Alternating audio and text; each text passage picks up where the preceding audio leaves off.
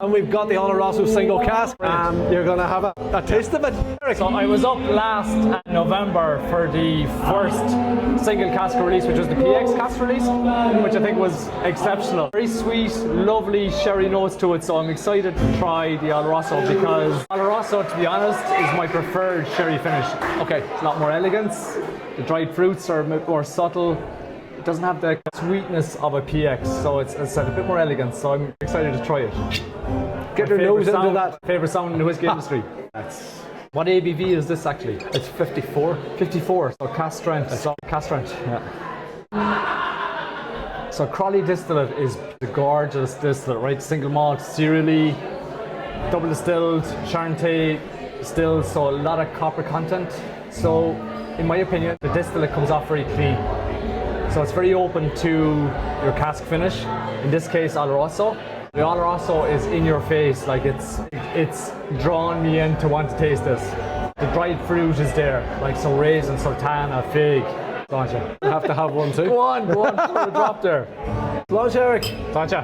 You swirl that around your tongue. It's silky, it's velvety. It sits lovely on the tongue despite being cask strength, right? And then when you swallow it, you get the tightness, you get the dried fruits of the sherry. Yeah. And now just a lovely finish. So even at cask strength, what you say was 54. So like for my next sip, I'd want a little bit of water in it, but at 54 it's very drinkable. Like it's 54.8. We're nearly at 50. So the cereal distillate comes forward, which is what I want in my whiskey. The Oloroso finishes the accent, the flavour that you're adding to it. And I think this is an elegant whiskey. Try a bit of water with it.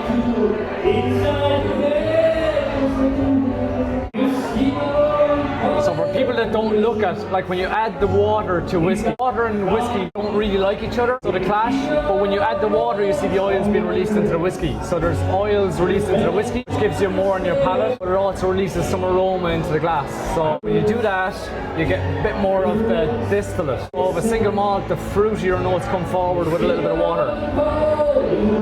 So less dried fruit, more fruity cereal from single malt is coming in my glass now. Very inviting.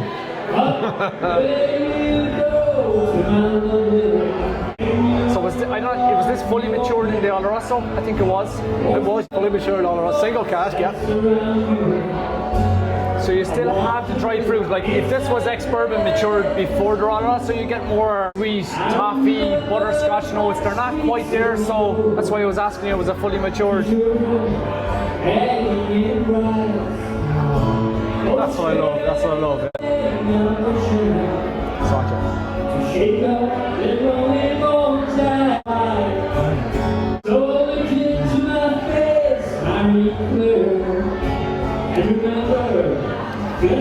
There you go. So that's elegance in the glass.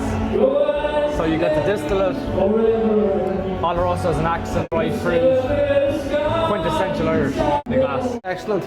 That's Crolly. Is there anything like it? Is there anything you would rank it alongside or above or below? So this is the challenge in the Irish whiskey industry at the moment, is can a distillery produce this and stand alone? And as a whiskey enthusiast, I want every new distillery to produce their distillate and let it stand alone. So it's not about standing beside and being like others, it's being out there and being unique. And Crolly's distillate is high quality, and this Oloroso cask is bringing an elegance to the whiskey and an accent to it, and more of it please in the industry. So your newer entrants, your newer distilleries that are on the market, we want, as a whiskey enthusiast, we want more of that coming to the market. Sherry is a quintessential whiskey flavour now that we have in the Irish whiskey industry. It's ex-bourbon, ex-sherry is traditional now. So you got all the wine finishes, the stout finishes, all these finishes, but ex-bourbon and sherry is quintessential Irish. So I'd love to see as many of the newer distilleries coming on the market releasing their 5, 6, 7-year-old whiskies, either ex-bourbon or with a sherry finish. That's quintessential Irish. So, do you have anything to say about the influence of direct fire on this whiskey? So that direct fire, like how many distilleries in Ireland are doing that? Three or four that I can think of. So it's another element, and I remember when I met Giulio here in the distillery and having a chat, he was telling me how inefficient the whole process is. So it's one thing for the distiller who's exploring flavour and trying to extract as much flavour as possible from that grain as, I suppose, the ingredient of whiskey, talking about the inefficiency of his process. On the other end then you have Conor and Kieran, who are looking at the costs and the efficiency of producing a product and the margins that they can achieve on the whiskey. But Julio, direct fired, totally inefficient. Gas fired, but it adds another element to the whiskey. And that is a uniqueness that Crolly can bring to the market. Direct fired, Charentais distills extra copper contact with the distillate, which softens the distillate when it gets into the cask. How significant is that? Is the extra copper? Yeah. Significant. So if you haven't been to the Crolly Distillery, come and visit it, because the stills are quite unique in the industry, but they have those copper boilers that you'd expect to see in the cognac industry in France. But those boilers, those pre-boilers of the distillate before it goes into the stills, increases the copper content on the liquid. That copper content strips out some of those nasties that you want to strip out of the distillate. So for me, when the final spirit comes off the stills, it's a bit softer, it's a bit more elegant. And when we get to sample the whiskey in the glass at this stage, it stands to it. Another drink. Sorry, have another drink of it, why not? But it's delicious. It's delicious. Now, I have the PX release at home, and I was fortunate to be able, my brother-in-law is my right-hand man in whiskey, and I had him over for Christmas dinner. So I had the new make distillate from the shop here, and I had a sample that Julio put in a bottle for me of 3-year-old ex-bourbon single malt, and I had the Crolly PX cask release. So we had a tasting at our Christmas dinner, and it was a treat. Need I say which came out on top? Look, whiskey is very subjective, so whoever's drinking the whiskey will decide what's best for them. But like that 3-year-old ex-bourbon single malt, AB1, ex-bourbon matured, for me and the brother-in-law, that's allowing the distillate to shine. That's it stripped back, it's bare. There's no fancy frills, there's no bells and whistles. Either distillate is good enough at that stage or not. And that was the winner on the... Well, that's quite an endorsement for Crolly Distillery. Once the spirit is good, everything else can only get better. Whiskey for me is simple. Make good distillate, put it in good casks, and give it time. So if you do those 3 things, you come out with exceptional whiskey. So if you're rushing or cutting corners or not making good distillate, forget about it. Doesn't matter how much you spend on casks, how long you wait, it's just not going to cut mustard. So, and if you make good distillate and you shave corners and get cheap casks, you wait your 3 years, your 4 years, your 5 years, the whiskey is not going to stand up either. And is there a lot of that in the market at the minute? So different distilleries have different challenges.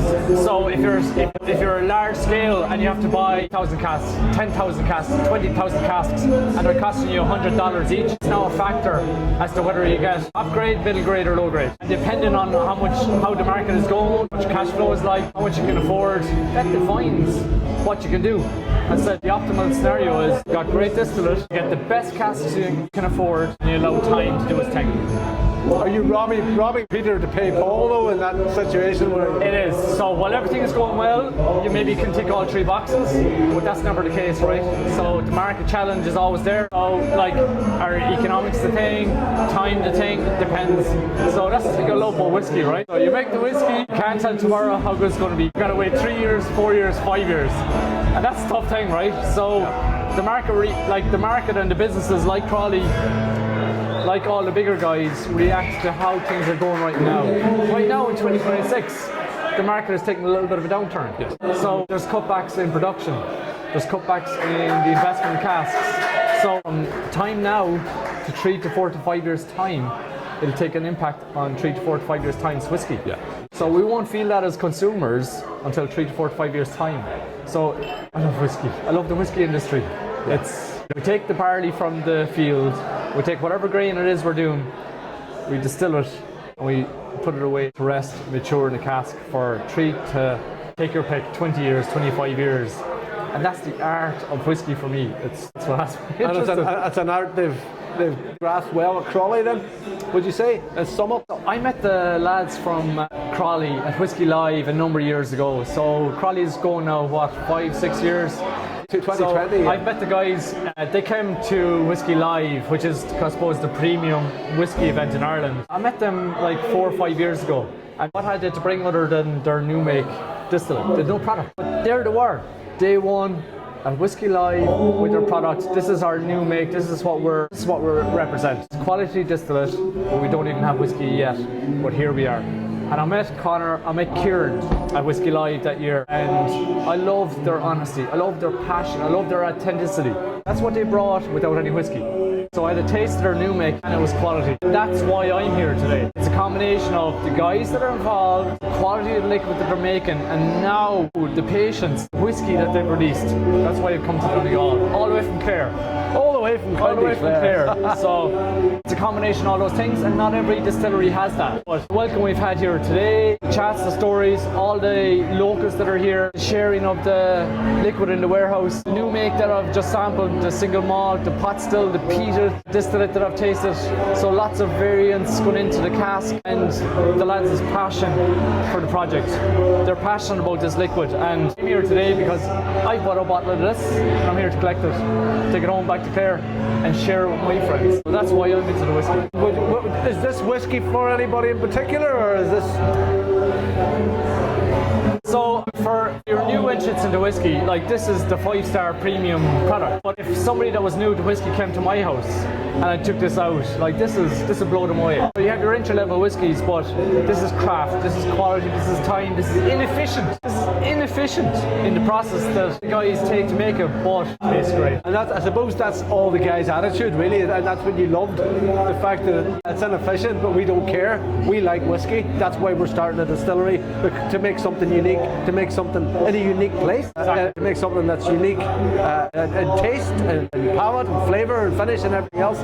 The way Connor often says it is, I didn't see the point in making a bad whiskey. You know, I wanted to make the best whiskey that we could produce.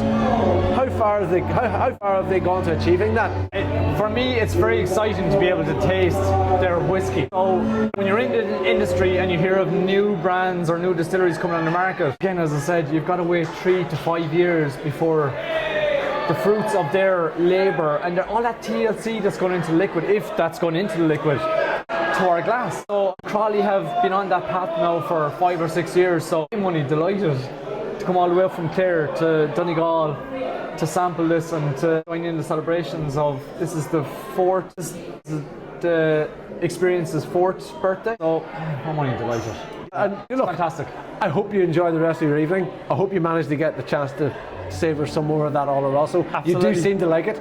Sláinte.